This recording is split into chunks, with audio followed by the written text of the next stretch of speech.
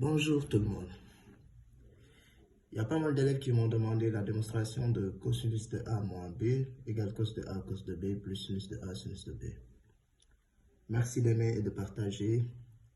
Et si c'est votre première visite, merci de vous abonner si ce n'est pas encore fait. Alors, pour démontrer que cos de A moins B égale cos de A cos de B plus sinus de A sinus de B, je vais utiliser le cercle trigonométrique. Et je vais choisir deux vecteurs, U et V. Deux vecteurs tels que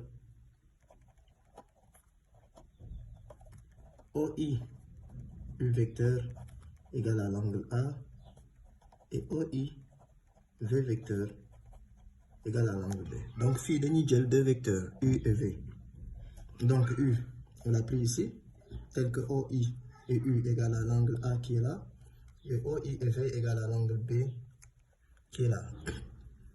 On va aussi choisir deux des définitions du produit scalaire. C'est-à-dire, on va prendre le produit scalaire U scalaire V égale la norme de U fois norme de V, cosinus de l'angle formé entre U et V. Et on va aussi prendre U scalaire V égale à x prime plus y prime. Avec bien sûr x et y les coordonnées de U et x prime et y prime les coordonnées de V. Donc, il y a une définition, vous pouvez démontrer que cos de A moins B égale cos de A cos de B plus sinus de A sinus de B. Parfois, je fais intervenir le Wolof pour certains élèves parce que là, bon, je constate que le niveau maintenant est trop bas. Je ne sais pas si c'est un problème de français ou bien, bon, entre parenthèses, c'était juste ça parce que d'ailleurs, même le but de cette chaîne-là, c'est de vous permettre de mieux comprendre. Qu'on le fasse en français ou en Wolof, l'objectif, le but de cette chaîne-là, c'est de vous faire comprendre tout ce dont vous avez besoin. L'ingénieur sur les mathématiques, on va essayer de le faire et puis on va essayer de vous aider. Bref, donc OI, U qui est égal à A et OI, V qui est égal à B. Il y a un produit scalaire U, V qui donne norme de U fois norme de V, cosinus de l'angle formé entre U et V. Mais on sait déjà ici que c'est un cercle trigonométrique. Donc, ça veut dire que c'est de rayon 1. Et si c'est de rayon 1, ça signifie tout simplement que norme de U égale à norme de V égale à 1. Donc, norme de U comme norme de V, c'est 1. On sait aussi que le cosinus de l'angle formé entre U et V, c'est le cosinus de cet angle-là. Et cet angle-là, pour le trouver, puisqu'on sait déjà tout cet angle-là, et cet angle-là, donc pour trouver l'angle qui est là, on fait juste A moins B. Donc, ici, ce qui donne U scalaire V égale, je fais 1 multiplié par 1 fois cosinus de l'angle formé entre U et V. Cosinus de cet angle-là, c'est égal à cosinus de A moins B. Donc, ici, à la fin, on a U scalaire V égale cos de A moins B, tout simplement. Donc, voilà une première relation. U scalaire V égale à cos de A moins B. Cos de A moins B. On va encore utiliser une autre définition. C'est la définition analytique qui nous dit que c'est x prime plus y prime. Avec bien sûr x et y les coordonnées de U comme je l'ai dit, et x prime, y prime les coordonnées de V. Maintenant, si on regarde le cercle trigonométrique qui est là, pour trouver x, on projette juste ici, et pour trouver y, c'est juste ça. Donc, ce x-là de U va correspondre à cos de A,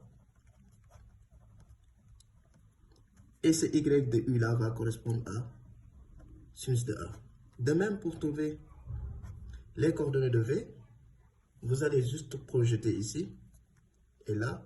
Donc, pour avoir le cosinus de B et le sinus de B. Ce qui donne ici U de coordonnées cos A, sinus A, et V de coordonnées cos B, sinus B. Donc, si on applique cette définition-là, c'est x prime, donc c'est cos de A, cos de B, plus y prime, donc c'est sinus de A, sinus de B. Donc, si vous regardez la première définition ici que je note 1 et la deuxième définition, on peut dire que 1 égale à 2. Cela entraîne que cos de A moins B égale cos de A cos de B, plus sinus de A, sinus de B. Voilà la démonstration de cos de A moins B. On peut à partir de là démontrer cos de A plus B, cos de A, sinus de A moins B, pardon, sinus de A plus B aussi. Donc si on voulait démontrer cosinus de A plus B, alors on va déterminer ici cos de A plus B. Cos de A plus B, on peut le réécrire comme cos de A moins B. Et si on applique cette formule, cos de A moins B égale cos de A, cos de B, sinus de A, sinus de B, on peut voir ici que c'est cos de A, cos de moins B, plus sinus de A, sinus de moins B. Alors, on se rappelle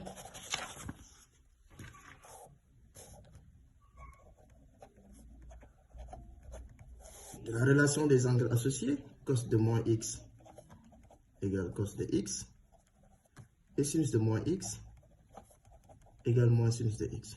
Donc, si on remplace le x par b, on se retrouve avec cos de A plus B égale à cos de A, cos de B, moins sinus de A, sinus de B. Donc, ainsi, on a démontré que cos de A plus B aussi, c'est égal à cos de A, cos de B, moins sinus de A, sinus de B. Donc, sous forme d'exercice, si vous voulez, vous me démontrez que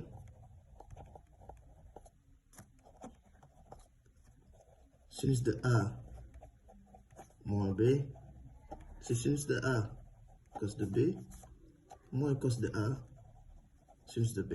De même, sinus de A plus B égale sinus de A, cos de B, plus cos de A, sinus de B. Donc, sous forme d'exercice, vous allez faire ces démonstrations.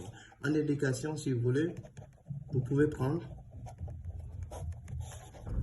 cosinus de pi sur 2 moins x qui est égal à sinus de x. Donc, vous pouvez prendre ça comme indication pour faire la démonstration de sinus de A moins B. Et dès l'instant que vous trouvez sinus de A moins B, vous faites la même chose que ce que j'avais fait en démontrant cosinus de A plus B. Vous remplacez juste le B par le moins B. Donc, moins B pour avoir sinus de A plus B. Et dans ce cas, vous allez retrouver la formule là. Et ce sont ces quatre formules là qui seront appelées les formules d'addition.